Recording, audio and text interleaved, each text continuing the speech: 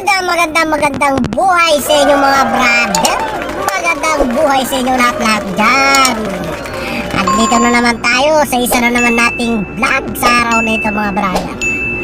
At syempre, yung pag-uusapan natin ay yung mga ilaw na makikita natin sa ating dashboard mga brother. Sa dashboard ng sasakyan natin. Yun yung pag-uusapan natin. Kaya tara na, let's go!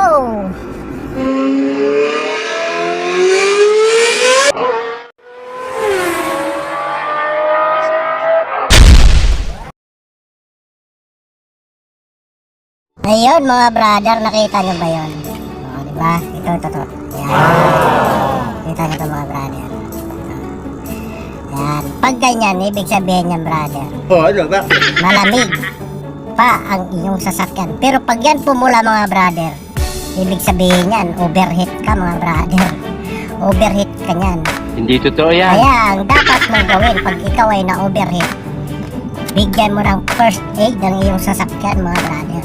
Paano masabi? Bigyan mo ng first aid. Huwag kang basta-basta magbukas doon sa radiator. Papakita ko sa inyo mamaya kung saan pwedeng maglagay ng tubig Bola lang yan. para iwas disgrasya o kaya mapasok ang mga brother. Kaya pag nagpula yan, ito, pag pumula ito mga brother, Wala na. Finish na. patayin nyo muna yung inyong aircon. Kung naka-aircon kayo, patayin nyo muna. Baliw. Huwag muna kayong gumamit ng aircon, tapos tabi muna mga brother, tabi muna kayo, okay? Doon sa radiator, ituturo ko kung saan kayo pwedeng maglagay ng tubig o bumuhos ng tubig para lumamig ang makina, okay? Dito, ipapakita ko sa iyo kung saan ka pwedeng magbuhos ng tubig. So yan mga brother, ito yung radiator nyo. Pag umuberit kayo, huwag nyo basta-basta buksan to mga brother. Umiral siguro yung kadimonyo ng aking kamay. Gumalaw. Kasi baka mamaya umangat, bubulwak tubig niyan kasi may pressure yan mga brother. Dito lang kayo pwedeng maglagay dito. Yan. Kasi sisip-sipin yan papasok dun sa radiator pag wala na ng tubig tong radiator nyo. Ngayon, check nyo mga brother. Anuhin nyo to, yung hose nyo, tingnan nyo yung pan kung umiikot pa. Kasi yun yung mga kadalasan kaya na-overheat tayo. Yung radiator nyo baka may tagas, Paano masabi? kaya may tulo na yan. Kaya naubusan ng tubig mga brother. Kaya check nyo yan palagi. Pero wag nyong buksan ito pag overheat kayo mga brother, kasi malakas yung pressure nyan. Bubulwak yung tubig yan, kaya mapapasok kayo, napakainit nyan mga brother. Safety first muna tayo. Pagkatapos nyo ng buhos dito at saka dito sa may radiator mga brother, buhos-buhosan nyo lang ng tubig hanggang sa lumamig. Huwag rin munang patayin ng inyong makina. Lalo ngayon, basa yung Huwag nyo munang tubig. basta-basta patayin yung makina nyo pag na-overheat kayo. Halalayan nyo lang ng buhos ng tubig hanggang sa lumamig yung makina ng inyong sasakyan, kasi lalamig din naman yan katagalan. Patayin nyo yung aircon, buhusan nyo ng tubig para safety. Hindi totoo yan. Okay? Basta wag nyo tanggalin yung takip. Itong takip ng radiator. Kasi sigurado yan, bubulwak yung tubig kasi malakas ang pressure. Okay?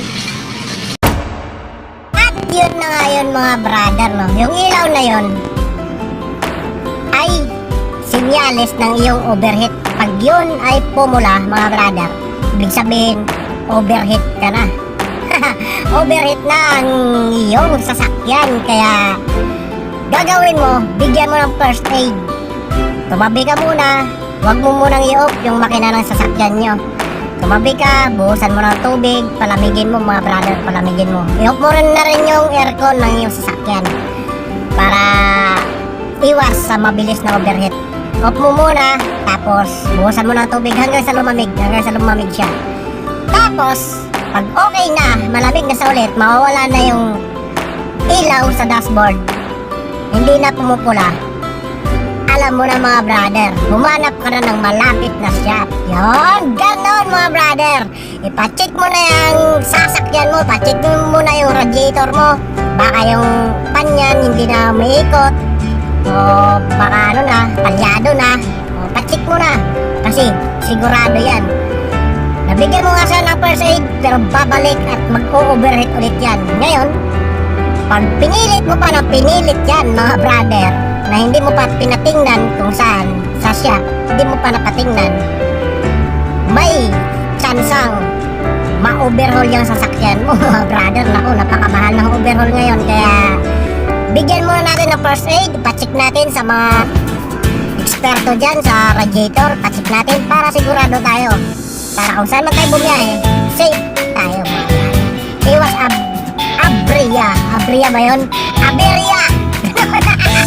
Iwas aberya sa kalsada, okay? So tara na, let's go, babiyahe na ako. Maraming salamat pag-subaybay mo sa isa ko na namang vlog. Maraming salamat, mga brother. At sa mga hindi pa naka-like, na-comment at naka-subscribe sa channel ko, brother, baka pwede makahingi ng like, comment at subscribe.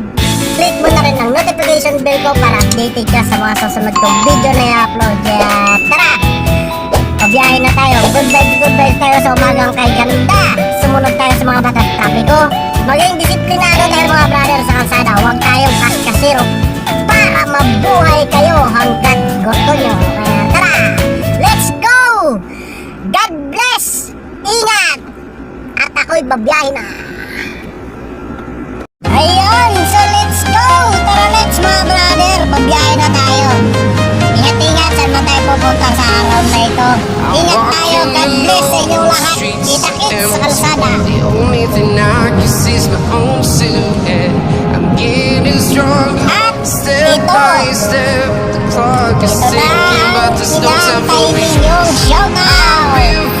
Maraming salamat pala sa mga nag-comment sa aking I've been video. all around Ito na the ang shout out globe, nyo. trying to protect your soul. We are heroes tonight. We will fly above the sky. We are heroes tonight. Yeah. We are heroes tonight. We will fly above the sky. We are heroes tonight.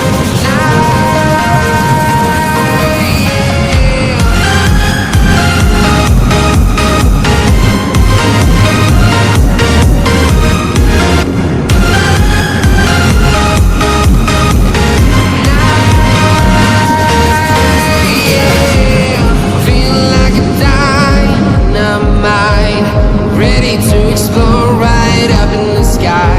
I need you to listen, I need you to hear, and don't show any fear.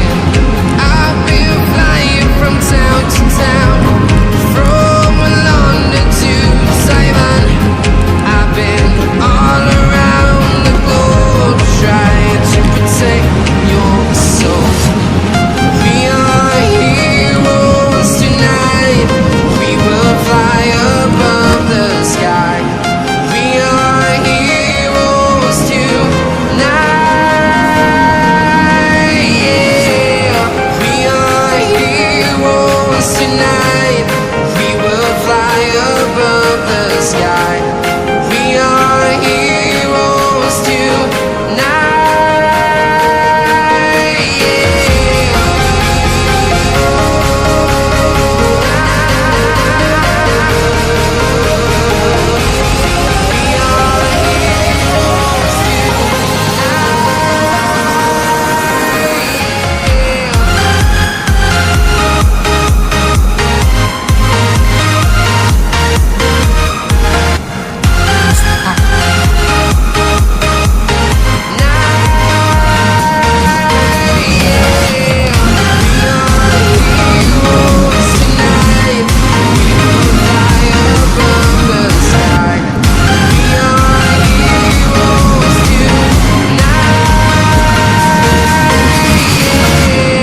I've been flying from town to town, from London to Taiwan.